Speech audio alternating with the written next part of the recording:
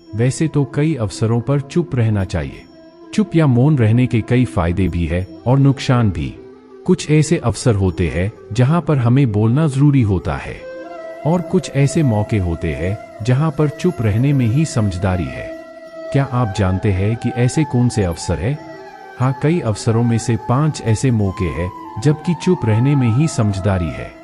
1. जब कोई कर रहा हो किसी की बुराई।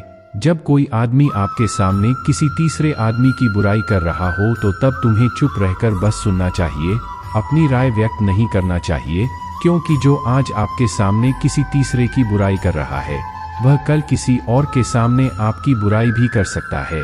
यदि आपने कुछ कहा तो विवाद और संघर्ष सभ्य समाजों में सामान्य विषय है और इसका समाधान कभी कभी अत्यधिक कठिन हो सकता है। जब कोई व्यक्ति किसी अन्य की बुराई कर रहा हो तो क्या हमें हमेशा चुप रहना चाहिए? यह एक विचारशील और प्रेरक मुद्दा है जो विभिन्न दृष्टिकोणों से देखा जा सकता है। समाज में नैतिकता और सच्चाई के प्रति हमारी जिम्मेदारियों की चर्चा करते समय यह प्रश्न उठता है कि क्या हमें अन्यों की गलतियों के सामने स्थिर रहकर उन्हें लोगों के सामने खुलकर नहीं चिंतन करना चाहिए? इस पर विचार करने के लिए हमें सामाजिक, नैतिक और व्यक्तिगत मान्यताओं की समझ करने की आवश्यकता होती है। सबसे पहले हमें यह जानने की जरूरत होती है कि क्या उस बुराई का सामना करने की क्या यह हमारी सामाजिक स्थिति और संबंधों को प्रभावित कर सकता है। जरूर हो सकता है कि बाजार में हमारी प्रतिष्ठा खो सकती है या फिर हमारे संबंध दुखद दृष्टि से प्रभावित हो सकते हैं। इस स्थिति में हमें विवेकपूर्णता से चुनना होगा कि क्या हमें उस समय बोलना चाहिए या नहीं।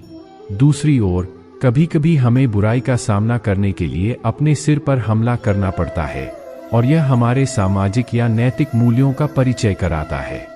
यदि हम उसे नजरअंदाज करते हैं तो हम अपने आप को उस बुराई की भागीदार बना लेते हैं। इस संदर्भ में हमें सच्चाई और नैतिकता के प्रति हमारी प्रतिबद्धता को महत्वपूर्ण मानना चाहिए, विशेष रूप से जब हमारी खामियों या गलतियों का सामना किया जाता है।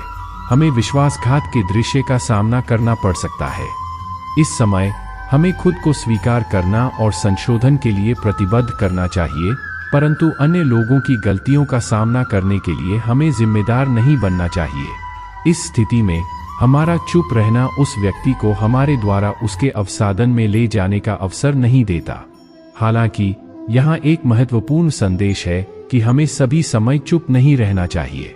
कभी कभी हमें उठ खड़े होना और सच्चाई के प्रति हमारी प्रतिबद्धता जतानी होती है। यदि हम अन्य लोगों की बुराई को देखते हैं और हमें पता हो कि इसका समाधान केवल हमारे हाथों में है, तो हमें साहस दिखाना चाहिए। इससे अधिकांश समय सामाजिक न्याय और नैतिकता की रक्षा के लिए बोलना या कार्रवाई करना हमारा दायित्व बनता है। सारांश में, किसी अन्य की बुराई को देखने के समय हमें समझना होगा कि हमारी कार्रवाई कितनी सतर्कता और समझदारी से होनी चाहिए। हमें हमेशा याद रखना चाहिए कि चुप रहना भी एक प्रकार की साहसिकता हो सकती है, परंतु जब आवश्यकता हो हमें आवाज उठाने के लिए तैयार भी होना चाहिए। इस प्रकार हम समाज में संतुलन और न्याय को बनाए रख सकते हैं और एक सशक्त और समृद्ध समाज की दिशा में कदम बढ़ा सकते हैं। 2. अधूरा सच। यदि आपकी किसी घटना या किसी विषय पर अधूरी जानकारी है तो आपको चुप रहना ही उत्तम है, क्योंकि अधूरा ज्ञान बड़ा ही घटक होता है। यह आपको हंसी का पात्र भी बना सकता है या किसी मुसीबत में भी डाल सकता है। अधूरा सच तो हमेशा चुप रहना चाहिए। यह वाक्य एक गहरी सोच को उजागर करता है और विविधताओं से भरा है। इस विषय पर चर्चा करते समय हमें विचार करना चाहिए कि क्या हमें हमेशा अधूरे सच को छुपाना चाहिए या कभी-कभी हमें उसे बताने की भी जरूरत होती है। पहले बात करें वह समय जब हम अधूरे सच को छुपाते हैं। इसके पीछे कई कारण हो सकते हैं। जिसे हम छुपाते हैं वह सत्य होता है, लेकिन यह हमें या दूसरों को नुकसान पहुंचा सकता है। इस समय चुप रहना एक सुरक्षित और सावधानीपूर्वक स्थिति हो सकती है जो अधूरे सच के प्रकट होने से बचाव कर सकती है। यह एक चुनौतीपूर्ण स्थिति हो सकती है, लेकिन कभी-कभी यह सही उपाय होता है। उसके विपरीत कभी-कभी हमें अधूरे सच को प्रकट करने की जरूरत होती है। इसके पीछे भी कई कारण हो सकते हैं। समय समय पर सच्चाई का बयान करना हमें और हमारे परिवार और समाज के लिए बेहतर होता है। यह उन्हें साफ संदेश देता है और उन्हें समस्याओं का सामना करने के लिए तैयार बनाता है। सच्चाई का बयान करना जीवन की साहसिकता और साहस का परिचय करता है। जब हम अधूरे सच को छुपाते हैं तो हम अक्सर सोचते हैं कि हम किसी की भलाई के लिए काम कर रहे हैं या हमें दूसरों को हानि नहीं पहुंचानी चाहिए, लेकिन कभी कभी हम इस बारे में गलत हो सकते हैं। अधूरे सच को छुपाने का यह प्रयास अक्सर उसे और अधिक बड़ा बना देता है। यह अधूरे सच को सृजित करता है और इसे अधिक मुश्किल बनाता है जिसे ध्यान में रखा जा सकता है। जब हम अधूरे सच को प्रकट करते हैं तो यह सच्चाई को स्वीकार करने की एक प्रक्रिया की शुरुआत होती है। यह उसे समस्या का सामना करने की ताकत देता है और समस्या का समाधान खोजने की दिशा में मदद करता है। यह बेहतर समाधान की दिशा में अग्रसर होने के लिए महत्वपूर्ण होता है। अधूरा सच तो हमेशा चुप रहना चाहिए का अर्थ है कि हमें हमेशा सावधानीपूर्वक विचार करना चाहिए कि हम किस स्थिति में हैं और क्या हमारे पास समाधान है। इसके लिए हमें हमेशा साहस और समझदारी का उपयोग करना चाहिए। कभी कभी अधूरे सच को छुपाना एक उचित विकल्प हो सकता है, लेकिन कभी कभी हमें उसे प्रकट करने की भी जरूरत होती है।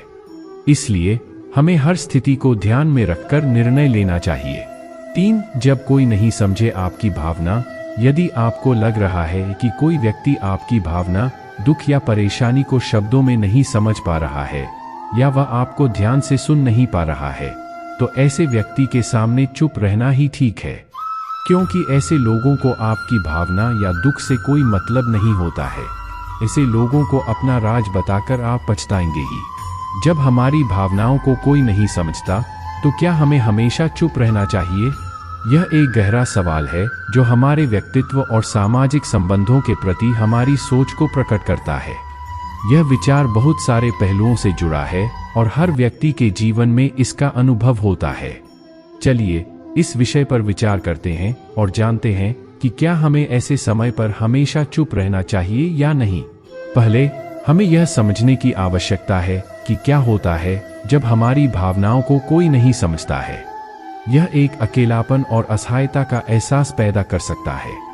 हम अपनी भावनाओं को साझा करना चाहते हैं, उसे समझा चाहते हैं, लेकिन जब हमारे आसपास के लोग हमें समझने में विफल होते हैं तो हमें एक अलगाव का महसूस होता है।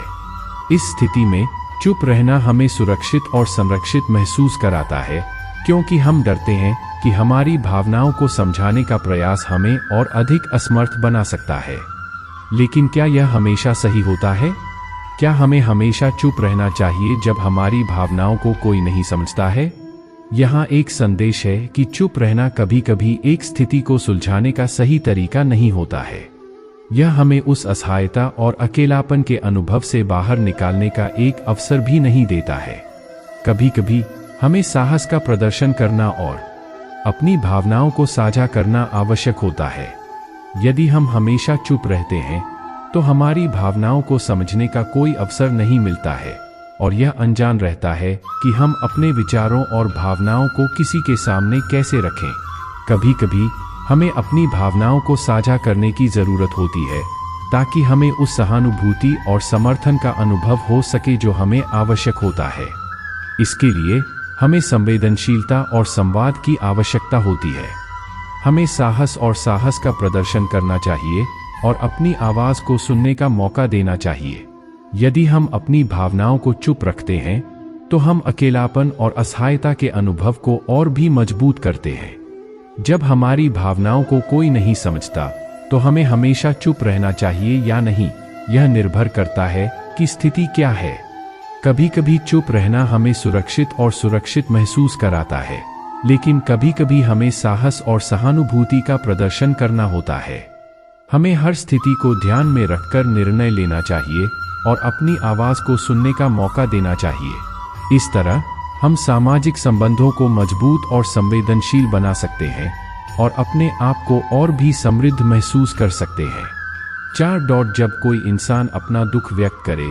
यदि कोई इंसान अपने दुख या परेशानी को आपको बता रहा है तो इसका मतलब यह है कि वह आपको अपना समझ रहा है। ऐसे में तुरंत ही उसे समाधान बताने के बजाय चुप रहकर उसकी दुख या समस्या को सुने, उसके दुख या समस्या को किसी और को ना बताए। इंसान की भावनाओं का व्यक्तित्व का महत्वपूर्ण हिस्सा होता है। भावनाओं को व्यक्त करना उसका अधिकार है और यह उसकी स्वतंत्रता का प्रमाण होता है।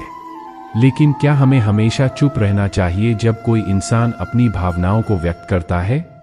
यह एक विचारशील और संवेदनशील मुद्दा है जिसे विभिन्न परिप्रेक्ष्यों से देखा जा सकता है। पहले बात करें वह समय जब हमें चुप रहने की आवश्यकता होती है। इस समय चुप रहना एक समझदार और समझौता का प्रतीक हो सकता है।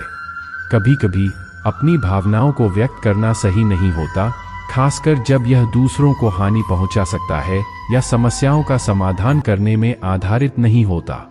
इस समय हमें ध्यान और सावधानी बरतने की आवश्यकता होती है और अपनी भावनाओं को नियंत्रित करना सीखना चाहिए। यह हमें सभ्य और सहयोगी सामाजिक संबंधों का निर्माण करने में मदद करता है। उसके विपरीत कभी कभी हमें अपनी भावनाओं को व्यक्त करने की जरूरत होती है। इसके पीछे कई कारण हो सकते हैं।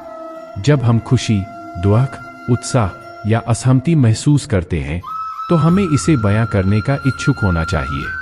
यह हमें अपनी आत्मविश्वास को बढ़ावा देता है और हमें अपने आप को स्वीकार करने में मदद करता है। इसके अलावा अपनी भावनाओं को व्यक्त करना हमारी संवेदनशीलता और नैतिकता का प्रमाण हो सकता है। कभी कभी हमें अपनी भावनाओं को व्यक्त करने के लिए बोलने की जरूरत होती है, क्योंकि यह हमारे संबंधों को मजबूत और साहसी बनाता है। यदि हम हमेशा चुप रहते हैं तो हमारी भावनाओं और विचारों को समझने का कोई अवसर नहीं मिलता और यह अनजान रहता है कि हम किसी विषय पर क्या सोचते हैं। इससे हमारे संबंध दुर्बल और अविश्वसनीय हो सकते हैं। लेकिन यह भी सच है कि हमें समय समय पर चुप रहना चाहिए, खासकर जब हमारी भावनाएं हमें और दूसरों को नुकसान पहुंचा सकती हैं। इस समय चुप रहना हमें समझदारी और समझौता का प्रतीक बनाता है और हमें अपनी आत्मसंयम और नियंत्रण की प्रशिक्षण देता है। जब कोई इंसान अपनी भावनाएं व्यक्त करे तो हमेशा चुप रहना चाहिए एक सरल समस्या नहीं है। इसमें समझदारी, संवेदनशीलता और समझौता का परिचय होता है। हमें हर स्थिति को ध्यान में रखकर और समय समय पर अपने विचारों और भावनाओं को साझा करने की क्षमता को विकसित करना चाहिए। इस तरह हम संबंधों को मजबूत और सहानुभूति से भरा बना सकते हैं और अपने आप को स्वीकार करने में साहसी बना सकते हैं। 5. क्रोध या घृणा करने वाले लोग। जब कोई अपना या कोई सगा संबंधी आप पर क्रोध कर रहा हो, आपका अपमान कर रहा हो या घृणास्पद शब्द कह रहा हो तो आपको उस वक्त चुप रहना चाहिए ताकि सामने वाले का गुब्बारा पूरी तरह से बाहर निकल जाए। आप यदि सही है तो उससे कतई माफी ना मांगे और चुप रहकर सही समय का इंतजार करें। वह खुद ही आपसे माफी मांग लेगा या उसे अपनी गलती का एहसास हो जाएगा। क्रोध और घृणा दो ऐसे भावनाएं हैं जो मानवीय संबंधों को प्रभावित कर सकती हैं। ये भावनाएं अक्सर नकारात्मक प्रभाव डालती हैं और समाज में विवाद पैदा कर सकती हैं। लेकिन क्या हमें हमेशा क्रोध या घृणा करने वाले लोगों के सामने चुप रहना चाहिए? यह एक गंभीर विचार है जो हमें विभिन्न पहलुओं से विचार करने पर मजबूर करता है। पहले हमें देखना चाहिए कि क्रोध या घृणा करने वाले लोग कौन होते हैं और उनका आचरण क्या होता है। ऐसे लोग जो अपने क्रोध या घृणा को अपने समाज के अन्य व्यक्तियों पर प्रकट करते हैं, वे अक्सर विवादों और संघर्षों का कारण बनते हैं। उनका आचरण आमतौर पर अशिष्ट होता है और वे अपने भावनाओं को नियंत्रित नहीं कर पाते हैं। इसके परिणामस्वरूप उनका संबंध समाज में असहज और अधिक दुश्मनाना बन जाता है। इसके बावजूद क्या हमें उनके सामने हमेशा चुप रहना चाहिए? यह निर्भर करता है कि हम किस प्रकार के समाज में हैं और क्या हमारा उद्देश्य है। कई बार चुप रहना सही उपाय हो सकता है, क्योंकि यह हमें अत्यंत घातक या असुरक्षित स्थितियों से बचाता है। इस समय हमें समझने की आवश्यकता होती है कि क्या हमारे चुप रहने से विवाद और संघर्ष में कमी आएगी। हालांकि कभी-कभी हमें उन्हें सामने से आगे बढ़ने और उनके सामने अपने विचारों को व्यक्त करने की जरूरत होती है। इससे हम उन्हें समझाने का प्रयास करते हैं और उनके साथ सहयोग करते हैं। कभी-कभी चुप रहने से हमारी समस्याएं और संघर्ष और भी बढ़ जाती हैं। यह भी ध्यान में रखना महत्वपूर्ण है कि हमें क्रोध और घृणा करने वाले लोगों के प्रति सहानुभूति और समझ का प्रदर्शन करना चाहिए। यदि हम उन्हें चुप करते हैं या उनके सामने हमेशा चुप रहते हैं तो वे अधिक असहयोगी और निराश हो सकते हैं। इसके बजाय हमें उनके साथ बातचीत करना और समाधान के लिए प्रयास करना चाहिए। यह समाज को सुधारने का एक महत्वपूर्ण माध्यम हो सकता है। अंत में, क्रोध या घृणा करने वाले लोगों के सामने हमेशा चुप रहना चाहिए। यह एक सामान्य नियम नहीं है। हर स्थिति का विश्लेषण करने के बाद हमें समय समय पर चुप रहने की आवश्यकता होती है, जबकि कभी-कभी हमें बोलने और विचारों को व्यक्त करने की आवश्यकता होती है।